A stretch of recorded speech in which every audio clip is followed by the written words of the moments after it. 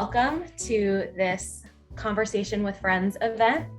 For those of you I don't know, my name is Anna Wyeth. I'm the Director of Alumni Engagement at Sidwell Friends. Before we get started with the program tonight, I just want to share a couple of short housekeeping items. I want to encourage everybody to keep your video on if you feel comfortable doing so. It really kind of helps us feel the full participation of everyone who's here tonight. I also want to encourage you to change your Zoom name to include your full name and how you're connected to Sidwell Friends, whether it's your class year, if you're an alum, your constituency, if you're not an alum, whether you're a current parent, a parent of an alum, a grandparent, a former faculty or staff member, or a current faculty member.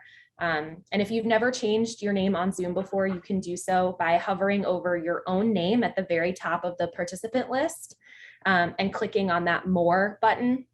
And there will be an option there to rename yourself, and that's where you can add that information. You can just think of it like your virtual name tag at the event. Just helps us feel the full attendance of everyone who's here. We'll ask you to keep yourself on mute during the conversation tonight just to minimize disruptions, and we'll save asking questions for the dedicated Q&A toward the end of the event. If you have a question throughout tonight, as a question comes to you, please feel free to send it to me, Anna Wyeth, in the chat. And when it comes time for Q&A, I can ask your question on your behalf, or if you would like to ask it yourself, just let us know when you send the question in the chat that you would want to ask it, and we'll make a note of that. So now, finally, to get to the real reason that we are all here tonight, I'm so excited to introduce our featured speakers.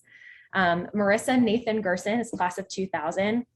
She's a writer, a speaker, and a spiritual consultant, and her work focuses on grief and grieving, inherited trauma, sex and intimacy, and how these themes relate to religion, disability, and identity.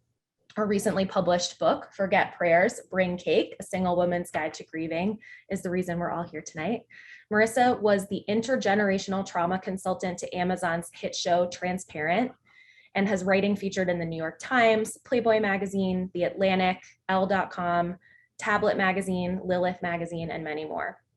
After releasing a 2018 ELI talk on consent and Talmud, she founded kenmeansyes.org to address the need for consent education in Jewish spaces. Merissa lives, writes, and works in New Orleans, Louisiana, and she teaches alternative journalism at Tulane University. Helping us to lead this conversation with Merissa tonight is Lory Ivey Alexander, class of 1997. Lory is a contemporary visual artist, lawyer, and writer living here in her native Washington, D.C. Best known for her multi-layered, vibrantly colored paintings, Lory's major interests are Black Americans' identities and memories. Most especially, her work explores the intersection of Black, Indigenous, and white American stories and bears the evidence of the artist's hand and the environment in which the pieces were made. In the midst of the COVID-19 pandemic, Lory launched the Black and Breathing Project to address the magnitude and complexity of loss within the Black community. The project centers collective healing of trauma in Black and Brown people through restorative practices and mindfulness. Her personal experience with compounded grief is central to her interest in this project. So with that, I'm going to turn it over to Lory to get us started with tonight's conversation. Thank you so much, Anna. I'm so glad to be here tonight and really excited to have this conversation. I think it's such an important book, and I'm really honored to be here. So I think we're going to start off with a brief reading from the author herself. I want us to really center our thoughts around the concept of being single in the space of grief, right? And not just being single as in being unmarried, but being somewhat, alone, right? Death is such an isolating experience, and anyone who has lost one person, let alone many, knows just how alone one feels, right? Both as the observer of loss and of one's passing, but also as the person who's left behind. So, I really want to just bring our thoughts there and then transition into Merissa's lens from her experience, from this experience, and begin our sort of look at the book. And one quick, I'm so happy to be here. It's like a Sidwell dream. Just one quick disclaimer. I am in Louisiana right now, and there is currently a really intense storm coming over my head. I can hear the thunder and lightning. So if you lose me, just stick with Lory and I'll try to come back, but I can see that the sky is moving. So that's constant here. Just bear with it. Welcome to New Orleans.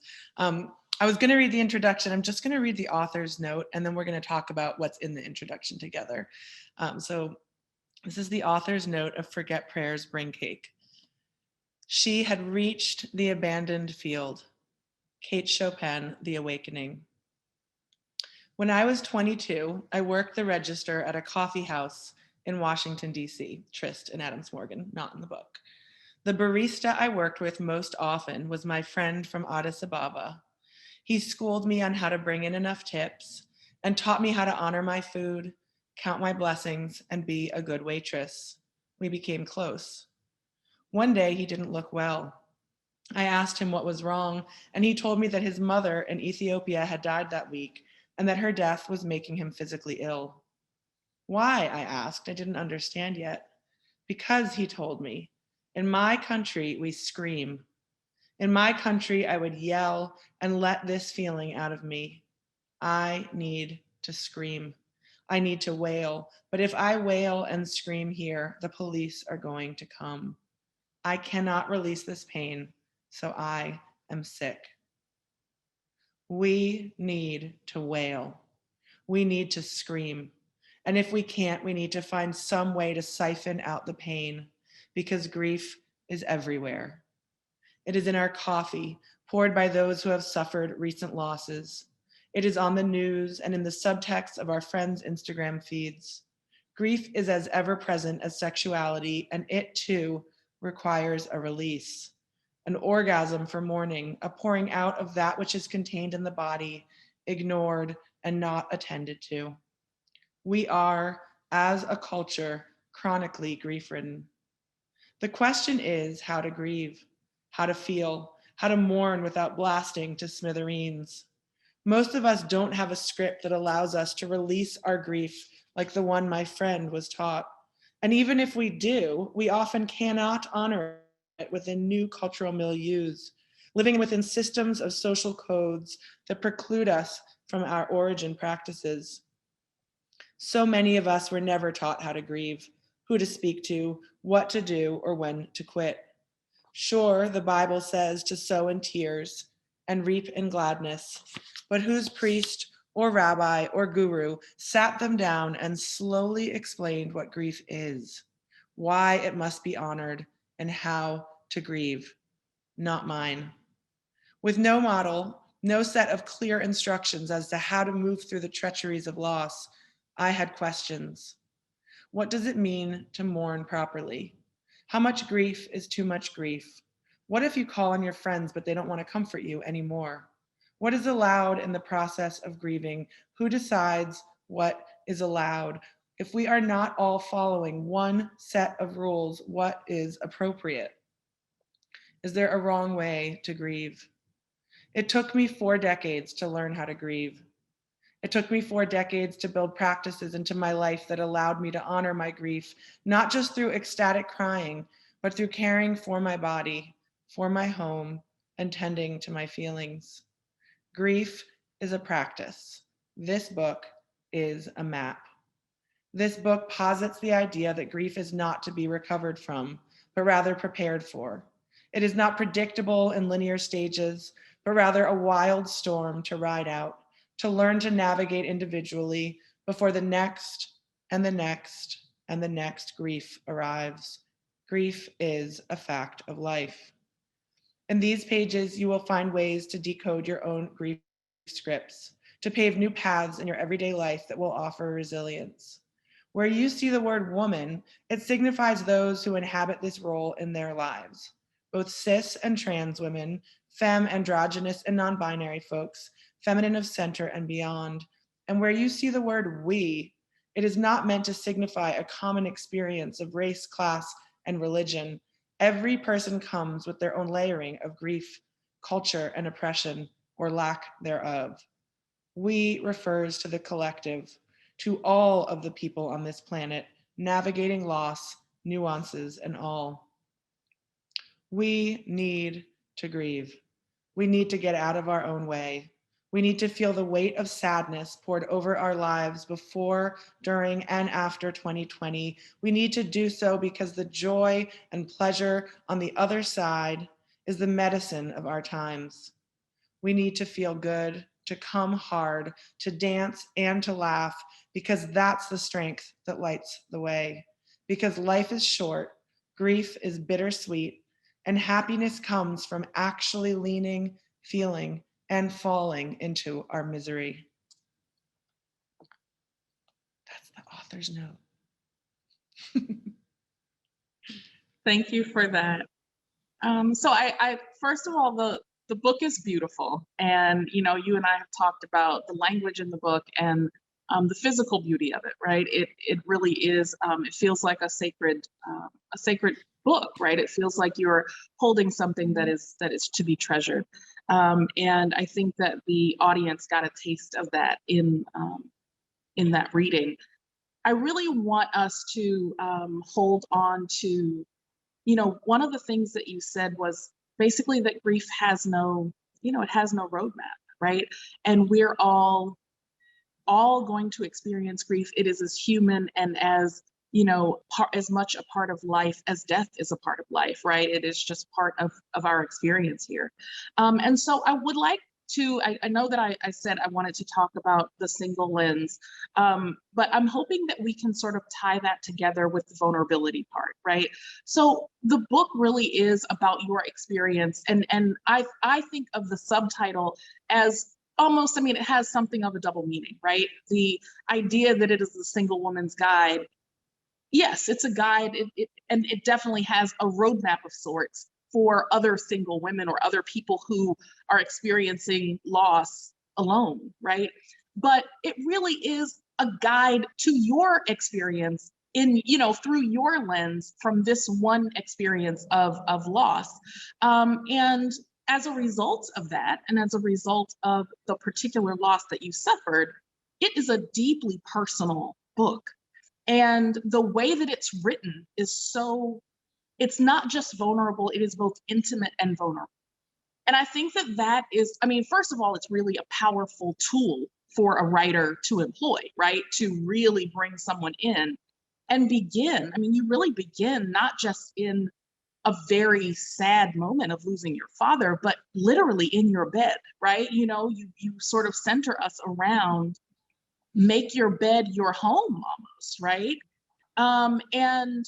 And not metaphorically, right? Really saying, like, come to this space where you rest, where you are most vulnerable.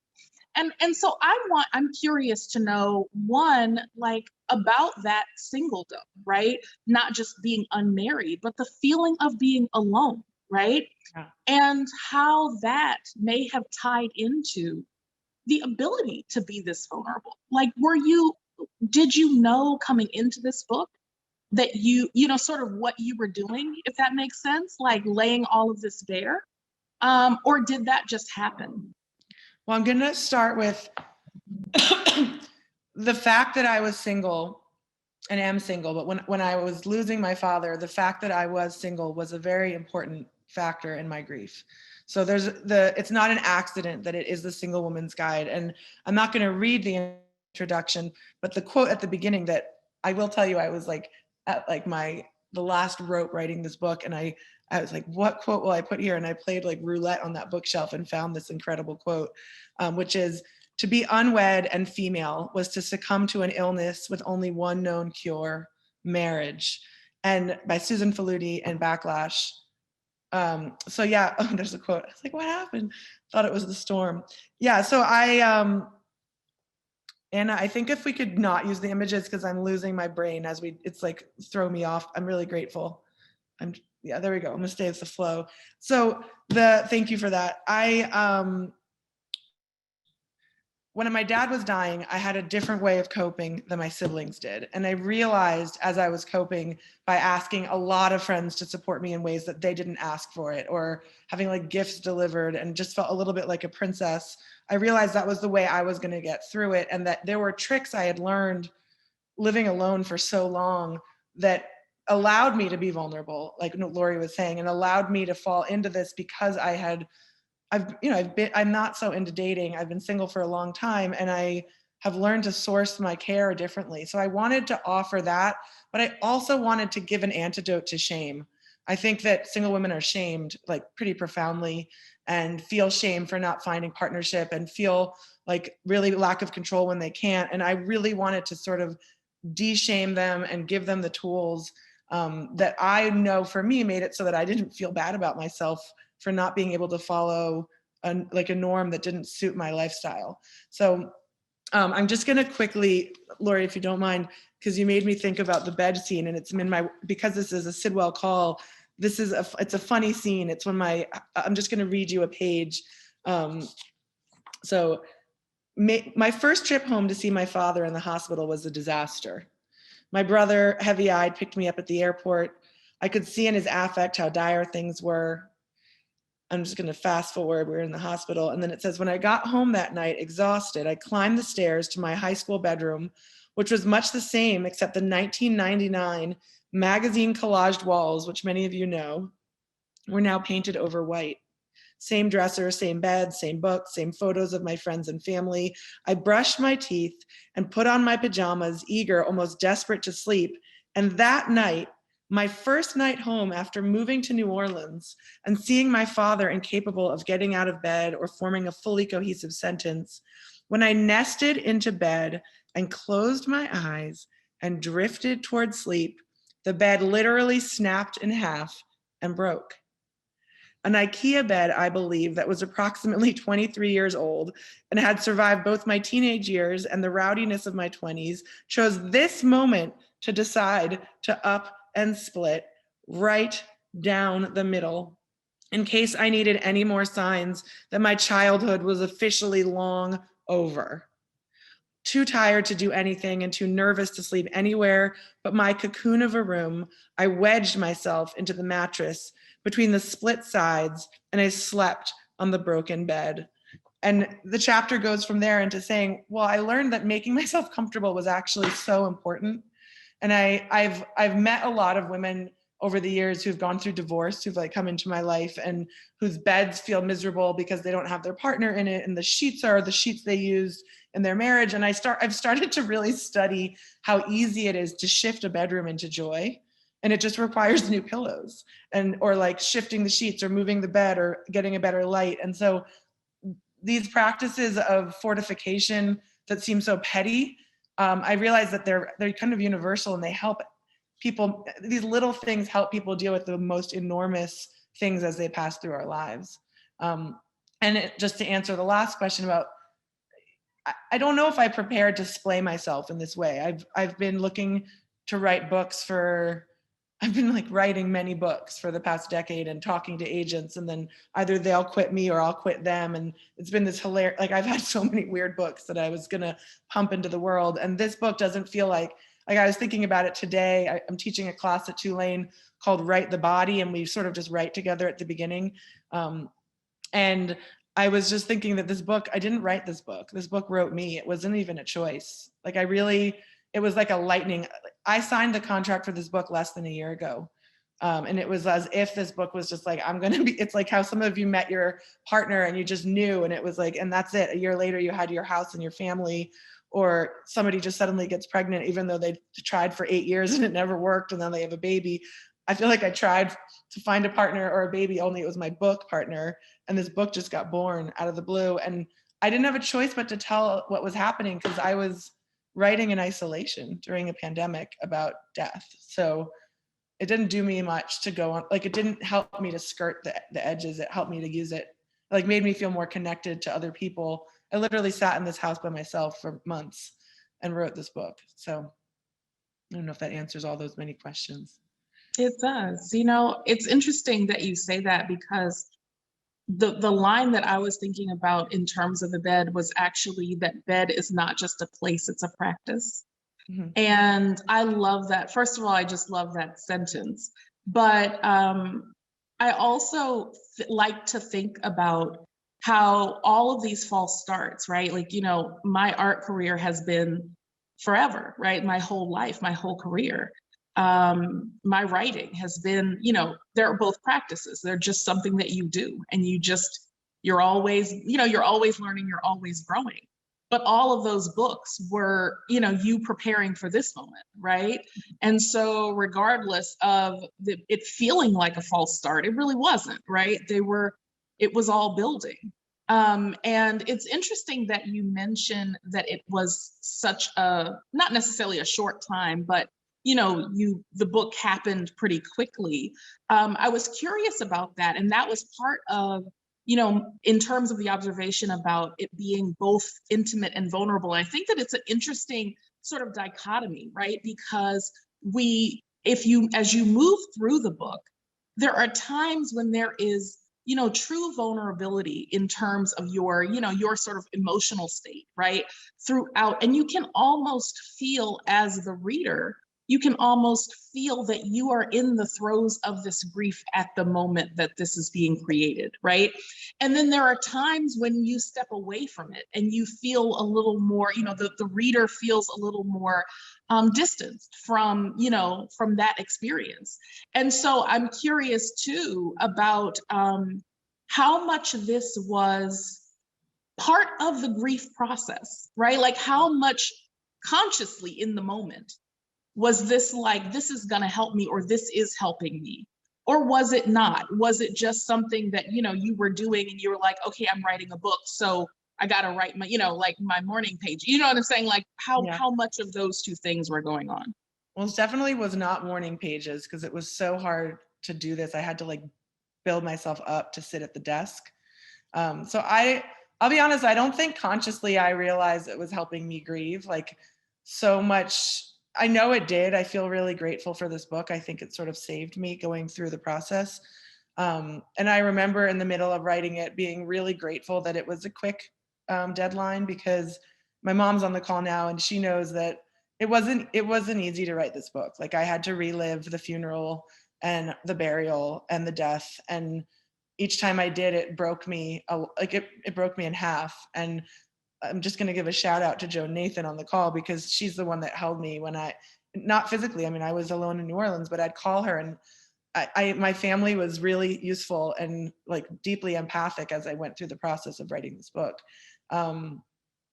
And yeah, so I don't know, it was, in terms of how I did it, I didn't do, just like to give credence to what you just said about going intimate and then stepping back. I didn't write it in order because I couldn't. I was still grieving. My dad had been dead less than a year when I signed the contract, and I'm still grieving. I mean, I still get confused when I try to call him. And it was such new, like my emotions were so new that it had to really be, I'm proud of myself, but it's not egotistical. It's like, I'm proud of myself, who I was then. Like there's no attachment to her. She's like already gone, who I was when I wrote this book. But she's the part of me that wrote this book was synthesizing years and years of spiritual trainings with different rabbinical schools and Buddhist training and Sidwell training and all the trainings. And I would write when I had the strength to do so. And I think that like the credit I'll give myself is knowing when I didn't have the strength. And that's what allowed me to write certain parts. So I wrote completely out of order. It drove my editor insane, but I had to write whatever I had the emotional capacity for. And when I felt strong, I would go down further. And when I felt not strong, I would go up. And so you kind of see that in what you were just describing. And so how long did the book actually take to write, like the whole thing, or were you writing all the way through? Just curious. I mean, you look like you don't want to answer that question. Because some people are like, that's not art if you wrote it that fast. I was ghostwriting for Gotham Ghostwriters in New York, and I was hating it. I was really sad that while my dad was sick, like when I moved to New Orleans, my job was ghostwriting, and my job was to write other people's proposals. And it was probably really good for me that I had that job, because it kicked me to want my own book so bad, because it felt demoralizing. I knew I had been like talking to agents and suddenly was doing someone else's creative work for them. And it just made me miserable. And the plus side to that was that I had intimate knowledge of how to write a nonfiction book proposal. So one day I was home in DC and just annoyed at everything. I mean, my dad was on the cusp of death, and I was just like sick of, I don't even know what I was mad at that day. I think I was mad because a family friend brought 2 cakes and neither was for me. And that's, I think that's where the title of the book came from. I was like, where's my cake? But no, I wrote the proposal when I was bored one night, and I probably wrote like a portion of the book that night. I just was annoyed, and also just trying to give myself to be honest, I think I probably felt really lonely, and I was going to give myself the witness and the love I needed. And so I was like, well, here, look at all the cool things you've done for you. Like, I just sort of wrote a book to me. So maybe it's all for me. I have no idea. I always think it's for the reader. I have no idea who I wrote for, but that proposal I just put away and forgot about. And then last year, I don't know what time is. None of us know what time is anymore. This has been a weird 2 years, but a friend from graduate school and I connected, and I told him what I was looking to do. And he's like, well, we're looking for a book at this publishing house. And I was like, okay, well, I happen to have written this proposal. So I had the proposal, and then it seems like years ago, September of last year, I signed the contract and I started making an outline, and I was all ready to be, I mean, if anybody here was my teacher, you know, I've never done anything in my life in advance ever. And so I started being like, okay, I'm going to write like every day and get this book written. And my editor went like nuts by January, because he was like, where's your book? And I had like 3 months of thinking about it, and then about a month of just like pounding. Like, I've never worked so hard in my life. I don't think I bathed. I like harmed my body. I didn't leave the chair. I just had to write the book. And it was the hardest thing I've ever done, but it's the way I work. I mean, I'm a like under the deadline kind of woman. And so it took that much time, but the contents of the book, so those of you that don't have it, it's organized as a memoir, but it's also, I used to be an advice columnist. So it's sort of an advice column book. And at the end of every chapter is the advice I wanted when my dad was dying. Like, what do I need to do to get help? How do I get a grief group? How do I set boundaries with my family and myself? What does it mean to even know what I need right now? Because I have no idea. And what is trauma? Why do I keep fainting? I had like I had some really bad stress response to seeing him die, and I fainted about 5 times that week. So I couldn't find answers anywhere. Like, I'd be like, fainting and death, like, what is this? And I really just wanted a simple guidebook. Like, I wanted something that I could give other women and men and whoever wants to read it, but a simple guidebook that was like, you could come on my trip with me, or you could just skip to those pages with the guidance. And those guidance pages, that's what I needed. I couldn't read a book when my dad died. My head was so twisted up.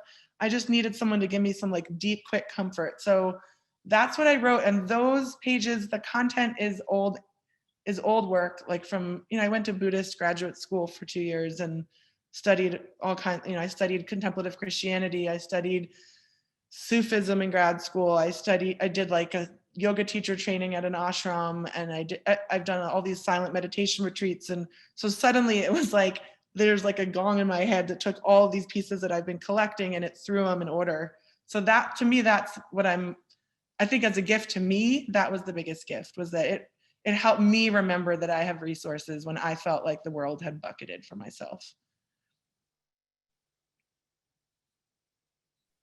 Sorry, I muted myself because a storm just like descended on. I threw it there. It's quiet here now. Yeah, so this is really interesting to me, just hearing about the experience of writing the book, because I was so curious about, like, you're talking about the, the chapters where there are and even within the meat of the chapters, sometimes it still feels like you're jumping out of the memoir. You know what I mean? Like, inside the memoir, there's like a little like tip out, and then you come back in, But the sort of end caps, where it really does sort of form a guide, right? It's like, here's a list. This is what you need to do. This is how you do it. And it's the other part of the vulnerability that's nice, is that even within the guide, there's a sense of like, this might be what you should do, but I don't actually know what you should do, because grief is so deeply personal, right? Mm-hmm. And each loss is so deeply personal. And I think that it's a perfect kind of balance, especially for someone who has never encountered a major loss. Yeah.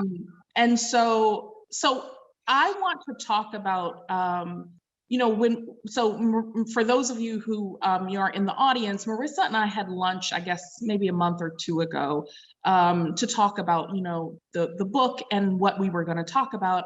And so just to kind of frame, how I come into this, I lost both of my parents when I was 25.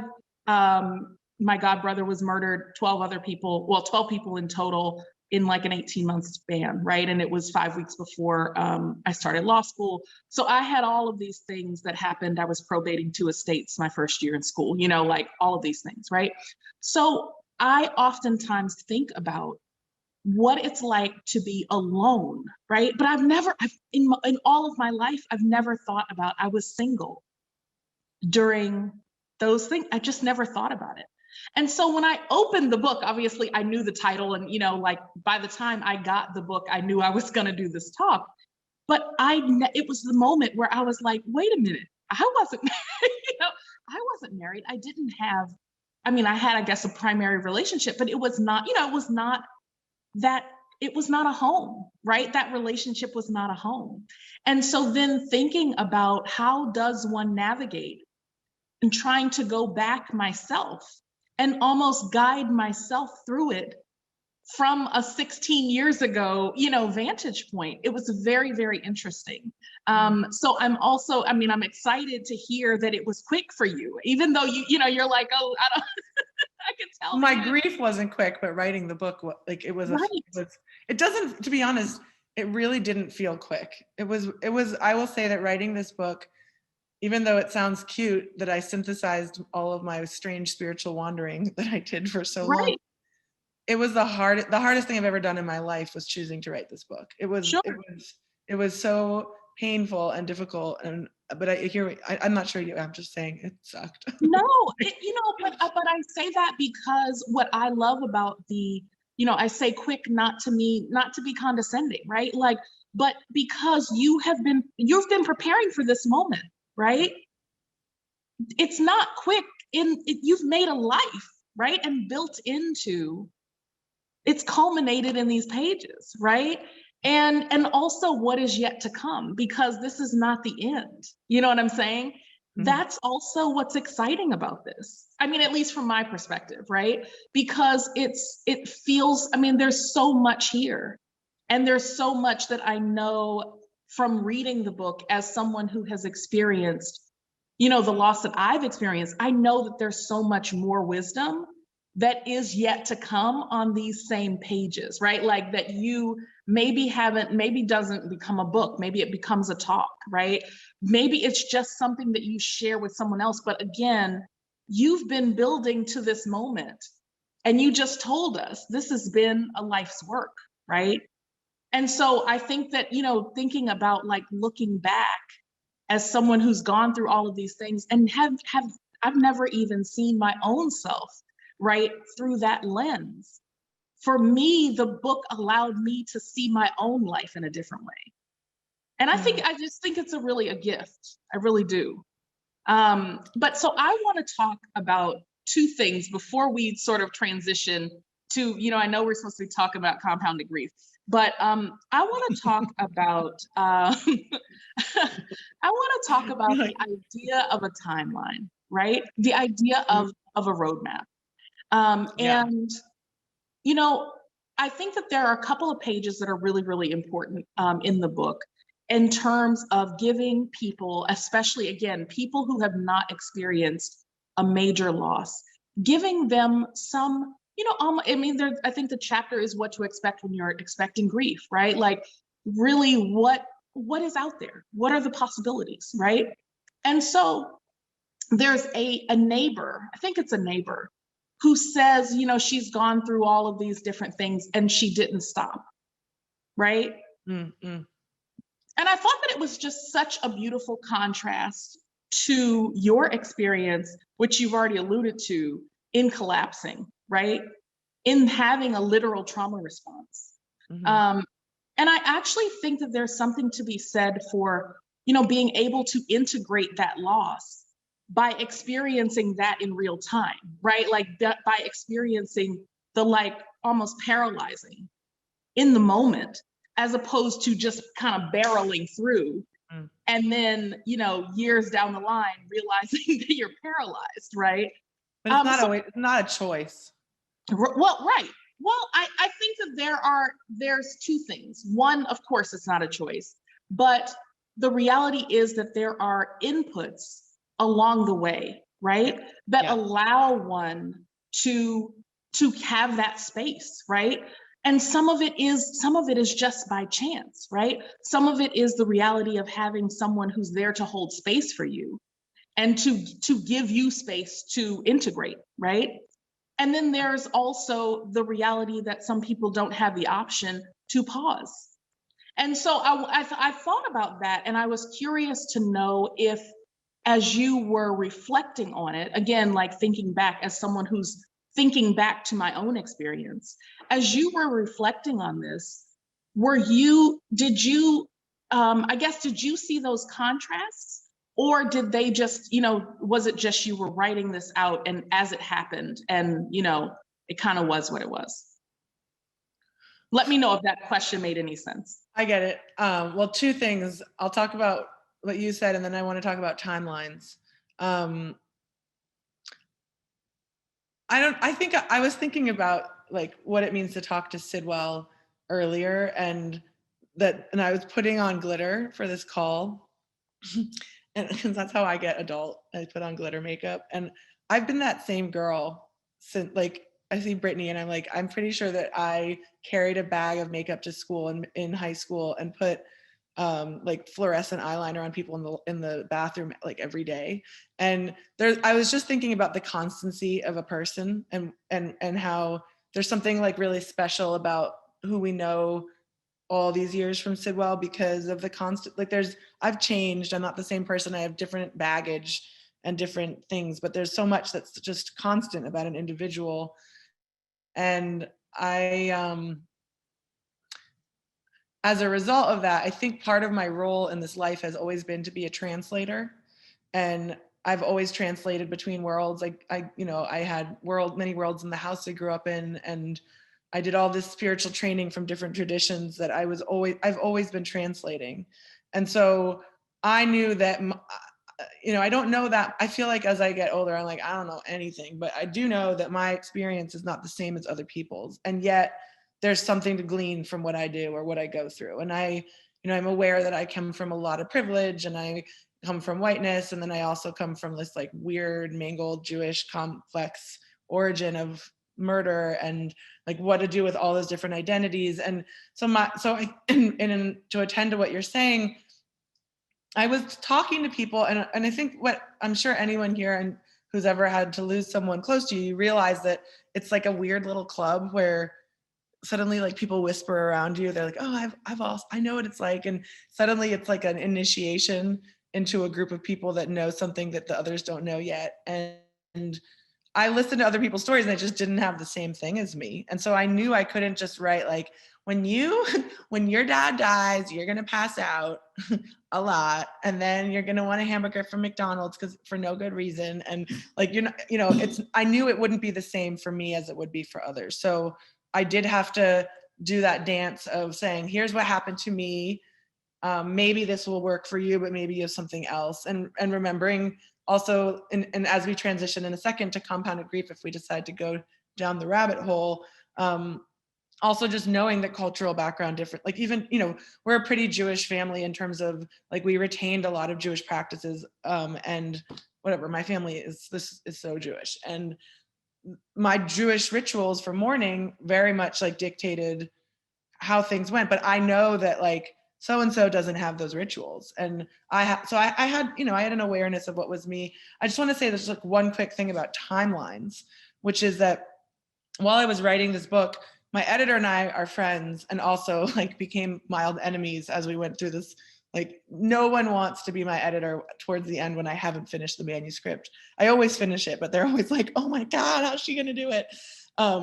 But he kept asking me, especially towards the end, where's the timeline? And the book had no timeline. There was no time. It was completely out of order. And I was like, what's he talking about? I can't explain it even to myself right now, but time doesn't exist when you're grieving. Like the world is over when someone dies. Like everything has imploded. You have no time. And so I was like, what is he talking about? Everything's linear. It makes total sense. Like, I'm like, I fell down, I got up, the bed broke, there's the book. And he's just like, no, we need a timeline. And then I don't know exactly when it happened, but all of a sudden it was like a Rubik's Cube, everything clicked together. And I was like, oh, there is time. And it was a kind of beautiful moment where I said, well, I had some editor once, or somewhere along I had someone, an agent was trying to buy a book on sex and Judaism from me. And she like had it, she was selling it. And then she came back to me and said, no one wants to read this because I don't know how to sell a Jewish book.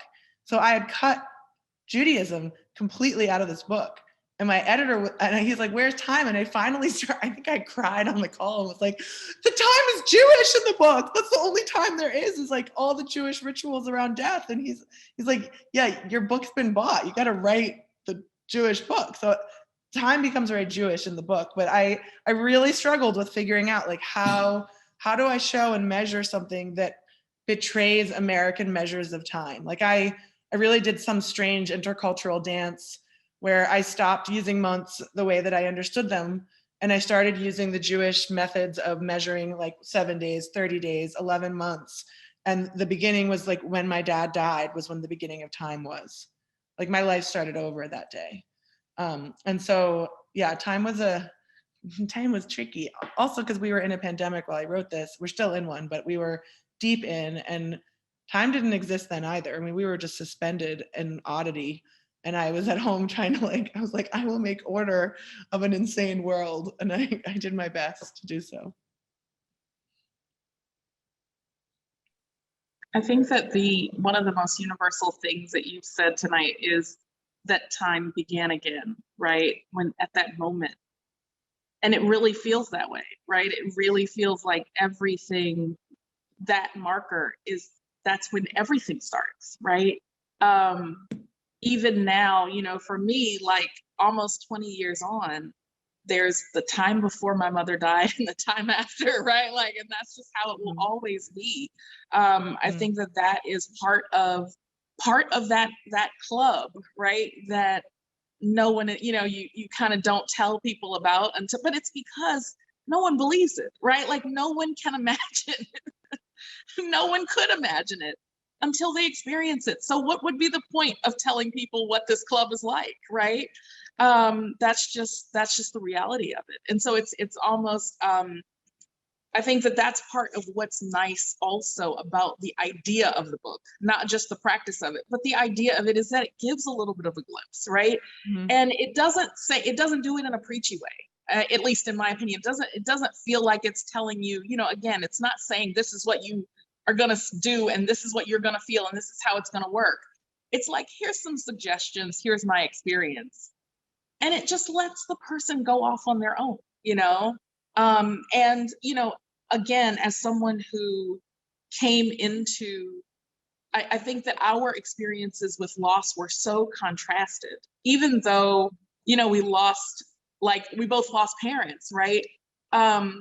Yours was, the experience was wildly different, I have the spa version of grief. Well, I wouldn't go that far. I got to go home. I didn't have to engage much because it was Christmas time. I just went home and watched movies and let my mom eat with me. Right. But, that's actually something that, you talk about in the book. And I think that actually does come up in the compounded grief. I know we're so bad. But no. Do you want me to segue into that real quick? We can ditch the final. I was going to read the end, but I think we're on a good flow, so we don't need to do that. Okay. But I'm going to ask. May I do a quick segue? Is that cool? Sure. Okay. Segue. So Lory and I had spoken about what compounded grief is, and so I want to just give a momentary nod to the concept. And if I could even find it if you want, but compounded grief basically means that grief happens and then another one happens in terms of loss, and you just have loss on loss on loss. And Here, let's see if I can just read you a quick paragraph to explain it and why we wanted to quickly talk about it. Here, let's see. Here we go. 139. Perfect. So it says, there was no time nor space to mourn and process all that was lost. For so many, this remains the case. A lot of people experience grief, and then more grief, and then even more grief with no relief. Loss for so many is not just about the one occurring in this moment, but the many that preceded this moment, the many losses never mourned, never properly grieved, never given space or time or resources to be grieved, never laid to rest. This loss, plus losses from the past, may be aggravated by other deaths, other crimes, other blows to the nervous system, sometimes daily. This is compounded grief. When grief sits on grief and more grief, horror on horror, past and present, can leave people emotionally destabilized, highly anxious, and steadily unnerved, especially when the horrors experienced are ignored, racially motivated in current time, not just past, played down, erased by the society you live in, and then repeated in new forms.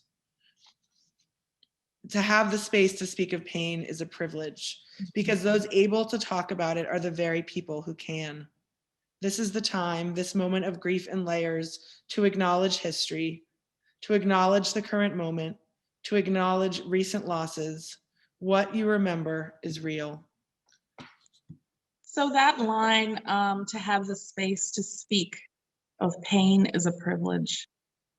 I think that is just such a powerful, I mean, it's obviously very, very true, right? And I think that it is very, it's important. This was where, you know, I was thinking in terms of the Sidwell community, right? Like we have so much processing time, right? I mean, really, right? When you're at Sidwell, right? Like there is so much time, so much space for, you know, really sitting with thoughts and sitting with literally in silence. Yeah. Yeah. I mean, but I think that for both of us, we left Sidwell with these special skills, right? As a result of having cultivated a practice, right? Of being able to sit with, if not pain, with thoughts, right? Yeah. And with potentially very deep and intense thoughts. And also with other people's deep and intense experiences of, you know, of the present moment, or of cultural experiences that were happening around us, you know. I think that the other part of that, and it's not necessarily about compounded, but about being at Sidwell, there were a number of, at least I remember, a lot of loss. And, you know, being present for that. And I think part of it was because, I mean, it just so happened, right?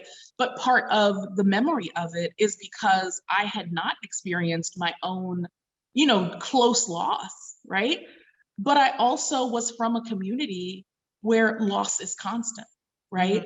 And where, you know, it is nothing to me to speak of people be, again, murder and you know, incarceration, just all of these things that were happening, whether they were happening in my actual home, they were happening in my family, you know, and for literally generations, right? And so, again, I remember getting to Sidwell and realizing, really for the first time, it was the first time that I was in like an all-white environment.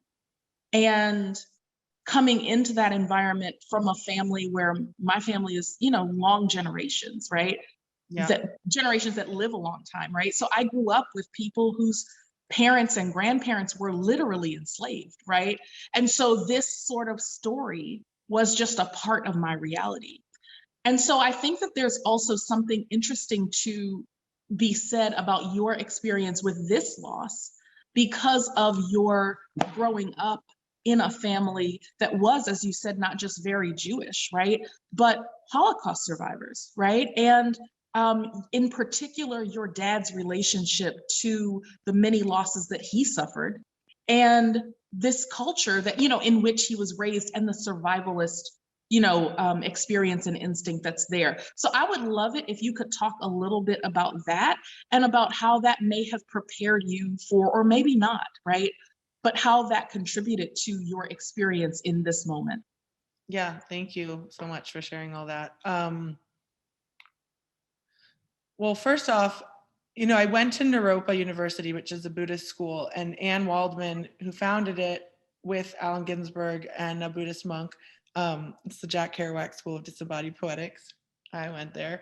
But the Anne Waldman one day was talking about Quakerism and how I was like, what? I did Quakerism. And suddenly I realized, after having 2 years of sitting in silent meditation at this Buddhist school, that I'd been doing that for years, and that the silence that we offered at Sidwell, it's something I miss to this day. And I think in terms of metabolizing, we lost so many parents in our class as kids, like really young, and it was painful, and we helped each other grieve. I mean, I know like Brittany keeps coming up because she's like the closest to my face on the Zoom, but we helped people process death at sleepover parties. Like we watched Beaches so many times because one of our friends had lost a parent and we were helping her process. And I think there's something about the willingness to sit in pain and to sit in truth that Sidwell provides with silence, not with everything else. Like I got a great education, the best I got, to be honest, since then. I think more than any other graduate school I did, Sidwell was the best. But that's not as important to me as the fact that we had sanctioned communal silence where anyone's voice was equal for just a weird brief time, or as equal as we could make it. And maybe we gave permission to look at truth. I have no idea what truth is in that time. But in my family, we didn't pretend that, there's two kinds of Holocaust survivor families. There's the kind that doesn't ever talk about it, and there's the kind that's obsessed. And we were the kind that's obsessed, and we talked about it constantly. And so I was taught early that, I knew what a gas chamber was really very, very, very young. And we talked about murder, and I witnessed people crying about their family members murdered since I was a little girl. Like it wasn't, so perhaps that trained me not to fear talking about anything. Like everyone's like, why does she have no boundaries? It's like, well, in my house, we were just sort of ripping the veil all the time because there was a lot of pain to process. I'm aware, really quick, I'm just aware of time. And I'm like, Lory and I could talk for like 700 hours about her incredible background. And so I want to just take a second to just like pivot us, because it's almost 8, to just say, that Lory, I don't know if I know anyone in the world as resilient, incredible, and powerful as you. That list of losses is unreal.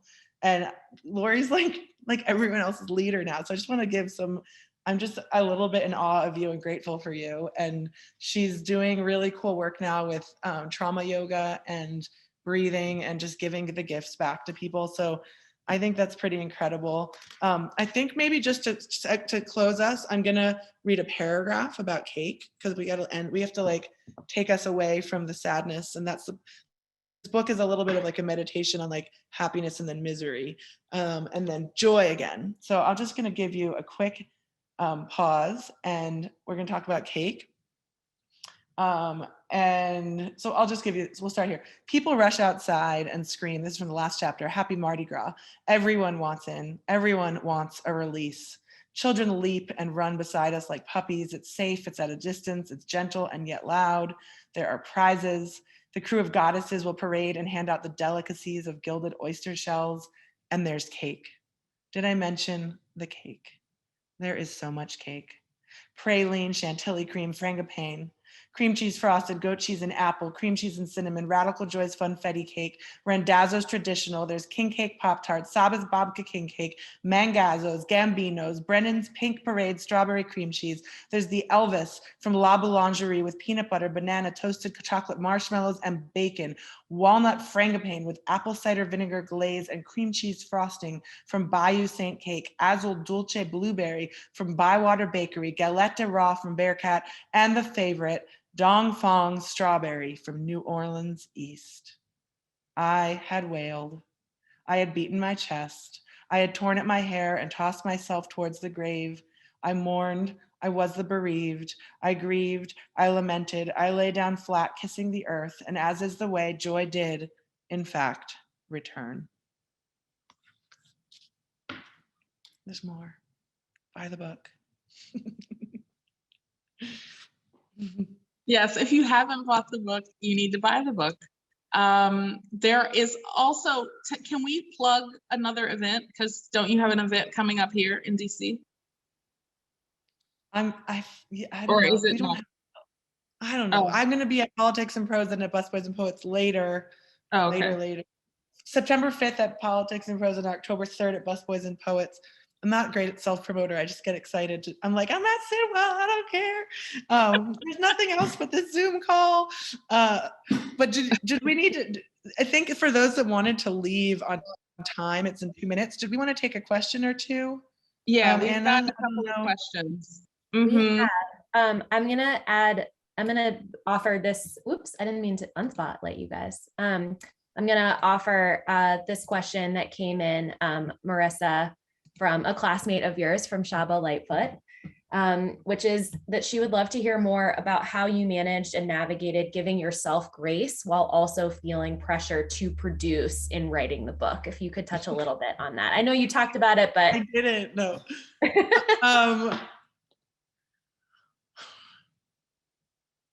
It's funny, the questions about that time are like, I remember the most traumatic day, but the book writing process, I really like, my head, it's sort of like erased. My secret trick, this is my secret trick. The secret trick to writing about terrible things. I used to write about genocide and like intergenerational war trauma in graduate school, and I did very well. And the way I got through grad school in Berkeley was I would write a paper about genocide for 2 hours, and then I would watch Gossip Girl for 1 hour. And then I'd go back and I'd write the paper and I'd always get an A. And I think I did this. I watched more Love Island last year than I have ever watched it. You've got to just, I didn't have like a prayer or like, I didn't go to yoga. I really was deeply unspiritual besides the writing. I watched dating shows around the world. I watched it in Australia. I watched it in England. I really just needed something that was so dumb so that I could stop thinking about this. So that's sort of, I think I got my grace through reality dating shows. whatever it takes, right? I did have one other question come through, which has a comment and a question. This is from Denise Terry, former faculty member and parent, who had said, this is really an important book for a reader who is not young and not single. And I feel as if I've learned about handling old grief, but even more so, how to take care of myself every day. So thank you. And then Merissa, would you consider yourself doing grief counseling? Wait, I don't understand the question. Say it again. The last Well, part. she was asking if you would, she was commenting at what a wonderful book it Like, was. would I consider being a counselor? Would you, is that something you would consider or be interested in doing? No, I would absolutely not want to be a grief counselor. I'm like, after this book, I'm only writing about sex until I die. I'm like done with grief. I would love to be a sex counselor, honestly. I'd love to be a sex therapist. I'd love to be a sexual healer. You have to understand that like, I had a book signing last night in New Orleans with masks, and everyone had to get mandate vaccines to get in. But I know everyone's death story. Like when I was a rape prevention activist, I knew nobody wants that job. Everyone and their mother has been harmed. And I learned that, and then I stopped. And so everyone had someone that died. I'm done after this. Like, I love it. I'm grateful. You know, when the people come to me who are really genuinely going through it I'm so grateful to be in this role. And I feel that I am currently in a grief counseling role. Like, just, I am. But I would never I would never do it again. I love it right now, but I will be a sex therapist. Thank you. Fair enough. It's a good note to walk out on. Lory, I want to give you the opportunity to ask any one last lingering one-liner here.